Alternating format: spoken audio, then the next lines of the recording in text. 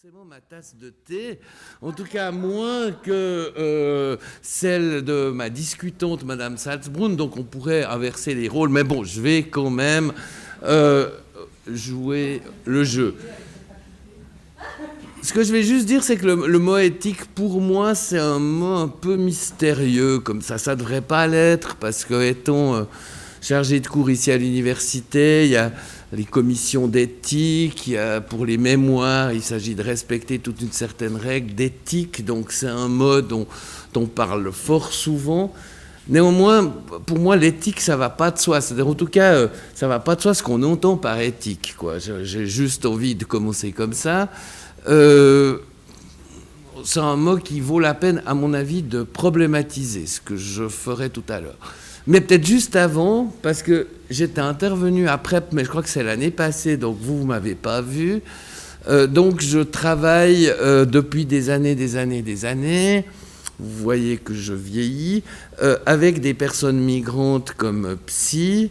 En fait, je suis de formation pédopsychiatre, mais j'ai participé à la création d'une association appartenance à Lausanne qui travaille avec des migrants. Ça fait 15 ans que je ne travaille plus directement à appartenance, mais je continue de travailler avec des personnes migrantes dans la précarité. Migrant, qui est d'ailleurs un mot qui est un peu problématique, juste pour dire, parce que il entre dans le petit Robert dans les années 60. On parlait avant d'immigrés, d'émigrés. Quand on a commencé à parler de migrants, c'était toutes les personnes qui migraient, puis ça s'est réduit. Maintenant, quand on entend migrants, on entend ceux qui traversent en barque de l'Afrique jusque chez nous.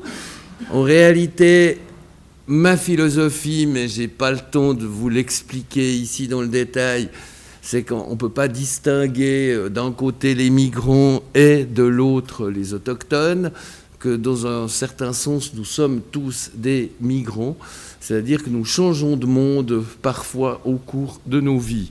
Par exemple, le jour où vous êtes entré à PrEP, je suis sûr que vous avez eu un petit sentiment d'étrangeté qui progressivement a cru et qui vous a fait peut-être vous sentir un peu à l'étranger avant que ce sentiment d'hospitalité commence à vous habiter. Alors j'ai encore un autre problème, c'est que c'est lié à l'Afrique et je ne suis pas un spécialiste de l'Afrique. Non mais vraiment c'est la catastrophe. Bon, on en dira quand même quelques petits mots. Alors je reviens juste sur l'éthique.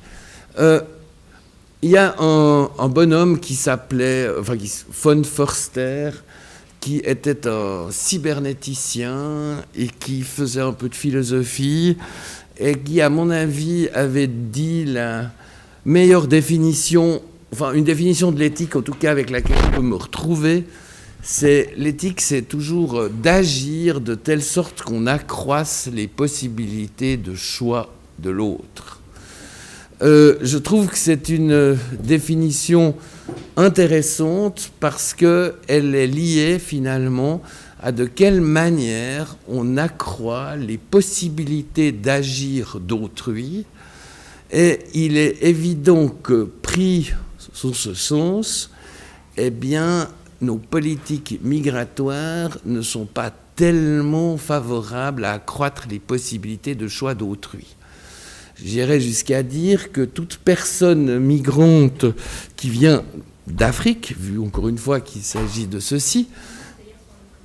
Ah, c'est pas l'Afrique aujourd'hui? Ah bon, alors, ok, j'étais perturbé par l'anglais, j'étais pas sûr d'avoir compris.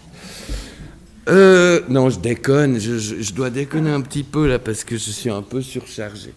Alors, les migrations au sens général. Donc, toute personne qui migre, on distingue des fois les migrations choisies et les migrations forcées. J'imagine que Rosita Fibi risque d'en parler. Moi-même, j'aime pas trop cette distinction parce que même si on vient aujourd'hui de Syrie, eh bien, on choisit quand même de venir. Il y a des gens qui, même dans une ville sous les bombes, préfèrent y mourir. Et donc, à quelque part, il y a une manifestation d'un pouvoir agir en partant. Le problème, évidemment, c'est que le jour où certaines personnes seraient remises dans un avion menottes aux mains attachés sur un siège pour être envoyés dans leur pays d'origine. Là, alors c'est une vraie migration forcée. La vraie migration forcée, c'est évidemment celle où il n'y a plus de possibilité de choix. Donc, évidemment, on pourrait dire de façon assez simple, ça pose pour le moins un certain nombre de problèmes éthiques. Je reviens encore sur l'éthique, et puis comme il y a quelques personnes de l'université ici, vous allez me râper dessus après, mais ça fait rien.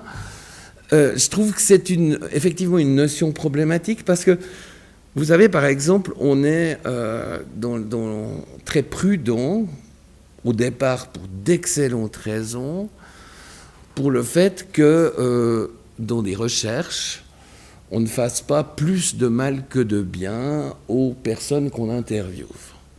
Et que, effectivement, c'est capital de ne pas faire plus de mal que de bien. Je suis un psy, j'ai quand même pas envie de rendre mes gens malades. Mais en même temps, ce qui m'a... Et puis, on a aussi ce souci d'anonymiser, pour de bonnes raisons, encore une fois, les personnes que l'on interviewe. Là, je dirais que ce qui semble aller de soi ne va pas forcément de soi pour moi, dans une perspective éthique où il s'agit d'accroître les possibilités de choix de l'autre, dans la mesure où beaucoup des personnes que moi j'ai rencontrées dans mon travail et personnes à qui j'ai suggéré qu'elles puissent participer à des recherches, etc., elles ont souvent, y compris dans des mémoires avec des étudiants, elles ont pratiquement toujours dit « Ok, génial, enfin il y a quelqu'un qui va m'entendre, d'autre que le psy. En quelque sorte, j'ai besoin d'autres témoins pour entendre mon histoire, et à quelque part, j'ai besoin que ma voix porte. » Alors, quand je dis « ma voix porte », ça a un sens parce que peut-être que l'éthique, c'est aussi donner à l'autre un visage et une voix. Vous allez me dire, chacun a un visage et une voix. En réalité, ce n'est pas tout à fait le cas, parce que beaucoup de visages, on ne les regarde pas, et on s'arrange pour qu'on ne puisse pas les voir. Et d'autre part, beaucoup de voix, on fait tout pour ne pas les entendre. Peut-être que l'un d'entre vous, je sais que l'année passée, à Prep, il y a un mendiant roumain qui est venu parler aux étudiants. Eh bien, j'ai souvent été frappé de mes propres attitudes quand je vois un mendiant roumain. Il m'interpelle, je suis occupé, mais je suis stressé. J'ai surtout pas envie de le regarder, parce que si je le regarde et qu'il m'interpelle, je vais devoir me tourner vers lui. Donc je me bouche les oreilles et je n'écoute pas sa voix. On a fort tendance à ne pas regarder les visages et de ne pas entendre les voix de beaucoup de personnes migrantes. Et c'est vrai qu'en plus, malheureusement, beaucoup des migrants que je rencontre, les seuls Suisses qu'ils ont tendance à voir, c'est les auditeurs au centre d'enregistrement, c'est les assistants sociaux de l'EVAM, c'est le psy, et s'ils sont parents, ils ont peut-être au moins la chance de voir les parents de leur enfant, les enseignants de leur enfant, voire quelques autres parents. Évidemment, quand ils sont dans un abri PC, les chances d'être vus et d'être entendus ne sont pas très nombreuses. Et donc je dis, pour moi, peut-être, l'éthique, c'est donner une voix et un visage, et dans ce cas-là, ça pose évidemment une question, dans quelle mesure... je dirais par éthique, on anonymise et à quelque part, ces voix peut-être sont pas assez entendues. Alors je problématise, j'ai aucune réponse, je ne suis pas en faculté de théologie, donc, comme ma collègue, donc c'est plus difficile d'avoir des réponses au niveau de l'éthique. Maintenant, évidemment, c'est relativement simple, vous allez me dire, de se dire, ben voilà... on entend parler des naufragés dans la Méditerranée, entre la Turquie et la Grèce, des situations absolument dramatiques qui posent évidemment des problèmes éthiques. Néanmoins, je ne vais pas tellement aborder ces questions-là D'abord parce que finalement, ces décisions qui sont prises ne dépendent guère de moi. Et quand ça dépend guère de moi, puis que je n'ai pas tellement de possibilité de faire pression pour que ça change, à supposer d'ailleurs si il y avait une telle volonté que cela change, ouais, j'ai pas tellement envie de parler à la place des autres. Donc en fait, je vais me concentrer pour ce qui se passe ici, une fois que les migrants arrivent. Je vais quand même juste vérifier si ça peut avoir quelque chose à voir avec le titre de ma présentation. Oui, c'est bon. Alors, je disais donc, vous savez que les personnes migrantes qui arrivent comme requérantes d'asile, ou peut-être vous ne savez pas, enfin il y en a parmi vous qui ont une histoire d'asile derrière vous, qui seraient d'accord d'oser le dire devant la salle, vous pouvez évidemment le taire. Alors, je comprends bien, c'est pas facile au cas où de le dire. L'éthique, c'est aussi donner le droit au silence aux personnes qui n'ont pas envie de parler d'un certain vécu. J'ai envie de dire, c'est donner le droit à la parole, à la voix, mais aussi le droit au silence. Quand on vit des choses extrêmement terribles, il s'avère que on n'a pas tellement envie d'en parler, souvent, d'abord pour plusieurs raisons. D'une part parce qu'on a l'impression qu'on ne va pas être entendu. Les rescapés des camps de concentration, quand ils sont sortis, eh bien, bien sûr, on disait ce qu'on a vécu, mais on ne nous entendait pas, on ne voulait pas nous entendre. La deuxième raison, c'est que quand on a une série de vécus difficiles, et si vous imaginez, pour prendre un Africain, un mineur non accompagné d'Érythrée, vous savez qu'il y a passablement de mineurs non accompagnés qui sont arrivés en particulier l'année passée. L'année passée, il y a eu une multiplication par 4 du nombre de mineurs non accompagnés. 2000 pour la Suisse, plus ou moins, 200 pour le canton de Vaud, dont la plupart, la grande majorité, viennent d'Érythrée, d'Afghanistan et un petit peu moins de Syrie. Les mineurs non accompagnés érythréens viennent d'un pays dans lequel il y a un service militaire à prolongation, dans le sens où quand on commence le service militaire, on ne sait pas quand il va se terminer. Ça peut durer à quelque part quelques années. Il y a donc beaucoup de jeunes qui partent. Les jeunes qui partent d'Érythrée, ils ont déjà eu un vécu difficile dans leur pays avec un gouvernement ultra-autoritaire, d'un pays qui a eu plusieurs guerres avec l'Éthiopie, sans parler de la guerre d'indépendance. Ils doivent traverser le Sud-Soudan, et le Soudan, c'est pas franchement une partie de plaisir depuis belle lurette.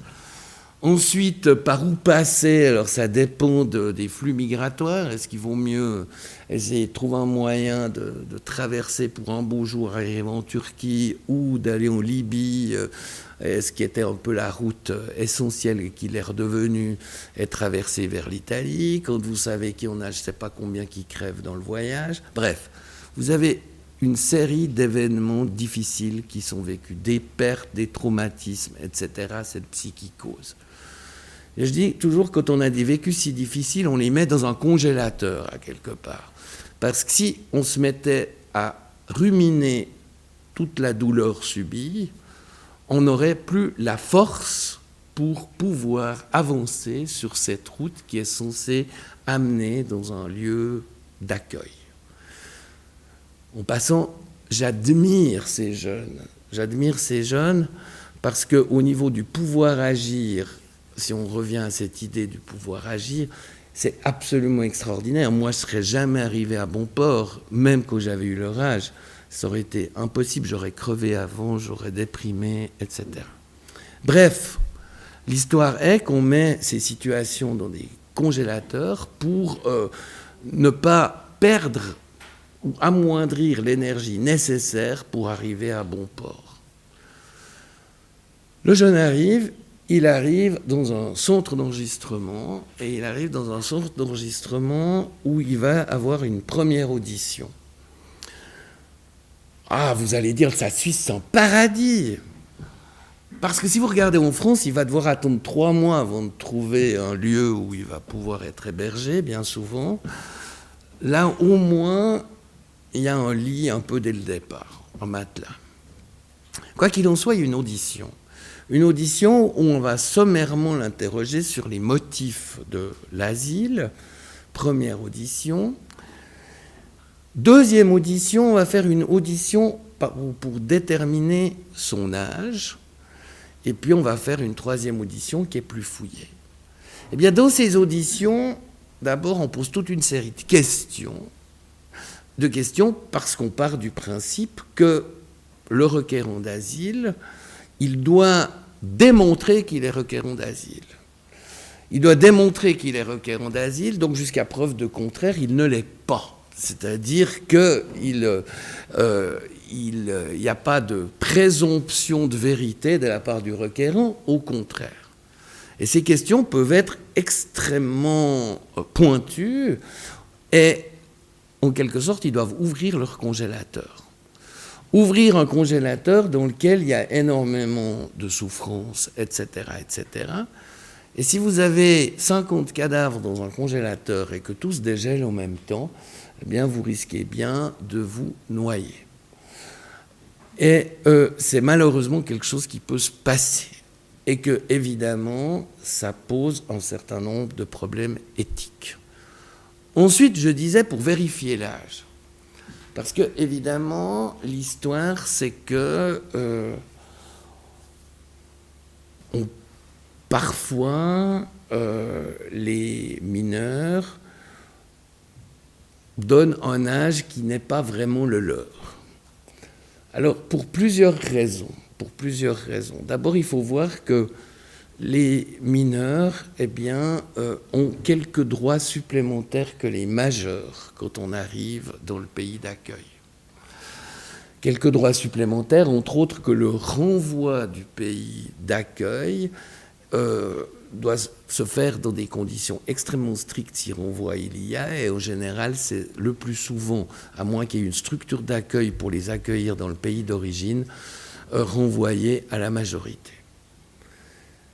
Mais, en fait, les histoires, c'est plus compliqué que ça, parce que dans beaucoup de pays, eh bien, on n'a pas forcément des recensements d'état civil comme en Suisse, que les dates sont imprécises. Un collègue, en rigolant, me disait que, par exemple, si vous venez du Tibet, vous êtes tous nés le 6 juillet parce que c'est l'anniversaire du Dalai Lama. Dans beaucoup de lieux, c'est le 1er janvier, et j'ai 5 minutes et je voulais raconter un tas de trucs. Je n'ai pas du tout raconté ce que je voulais raconter, c'est égal. Bref, le problème, c'est que donc l'État va essayer de vérifier l'âge.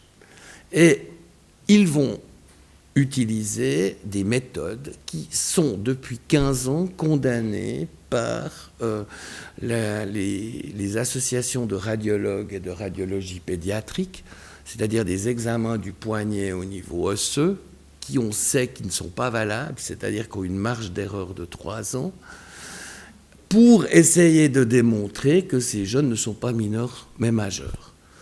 Quand il y a une incertitude quant à la date de naissance, on met systématiquement au centre d'enregistrement le 1er janvier, comme ça il devient majeur par magie s'il était né pendant l'année. Ça pose incroyablement un certain nombre de problématiques. Mais le principal que je voulais dire, mais voilà, que je n'ai pas dit, c'est qu'en fait, au niveau de... Pour moi, l'éthique, une autre définition que j'en donnerais, c'est avoir une attitude emplie de reconnaissance à l'égard d'autrui. Et quand je dis de reconnaissance, c'est dans le sens de reconnaissance mutuelle. On est en fait, quand je rencontre un requérant d'asile ou un autre migrant, on n'est d'abord pas un Suisse et un migrant, ni un médecin et un patient. On est d'abord 2 êtres humains à part entière. Et pour moi, l'éthique, c'est comment on arrive à se reconnaître mutuellement comme être humain à part entière. Et je dirais qu'il y a 4 manières de se reconnaître mutuellement.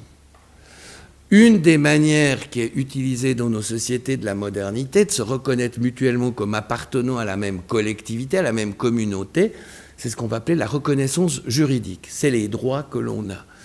Des droits politiques, des droits à la santé, des droits à l'école, etc.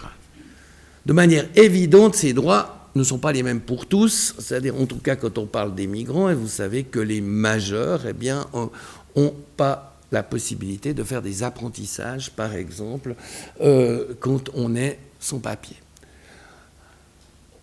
J'insiste pas sur les droits de citoyenneté, etc., qui sont évidemment pas à l'ordre du jour pour les requérants. Donc là, incommensurablement, il n'y a pas cette reconnaissance mutuelle sur ce plan-là. En tout cas, pas complètement. Deuxième forme de reconnaissance mutuelle, c'est l'estime. Ce que j'appelle comment on estime l'autre. Comment on lui montre qu'on a de l'estime pour lui.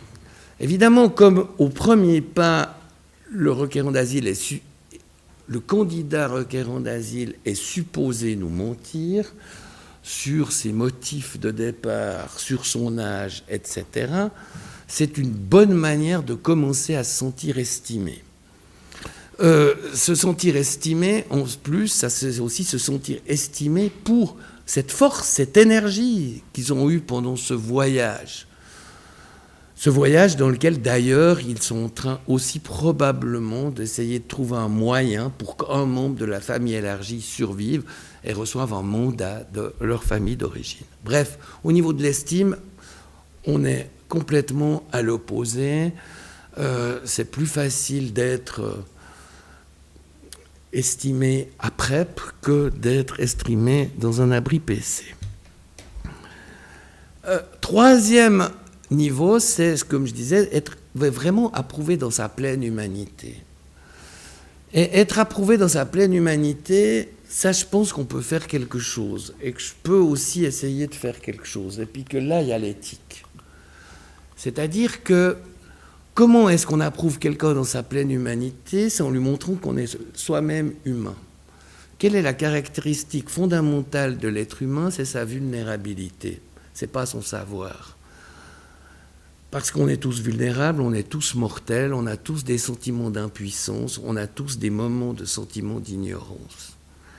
Et ce que j'ai appris, moi, avec les migrants en précarité avec lesquels je travaille, c'est de commencer par oser me montrer vulnérable à ce que suscitent les émotions que suscite leur récit, le sentiment d'impuissance que ça peut provoquer en moi, l'aveu de ma chance de me trouver dans une autre situation qu'eux, etc., etc. Et donc pour moi, la véritable conduite éthique, c'est oser en tant qu'autochtone, en tant que Suisse, en tant qu'inclus, montrer sa propre vulnérabilité. Puis il y a juste un dernier point, une quatrième forme de reconnaissance, c'est la gratitude. C'est la gratitude dans le sens comment, quand l'autre nous parle, nous montre son visage et nous fait entendre sa voix, lui montrer de la gratitude pour nous faire confiance, d'en faire bon usage. Je me rappelle un jour, lorsque je passais à la rue de Bourg, je suis désolé, il y avait un mendiant, puis il y avait quelqu'un que je connaissais, puis qui met de l'argent, et qui dit merci beaucoup, en fait, en disant, je dois vous remercier, heureusement qu'on vous voit, heureusement que vous avez un visage, ça nous interroge et ça nous fait du bien. Et j'aurais envie de dire, ce sentiment de gratitude qu'on peut éprouver, même dans une ville, dans un canton qui a interdit la mendicité il n'y a pas longtemps, on peut continuer de l'avoir, y compris vis-à-vis des mendiants. Merci.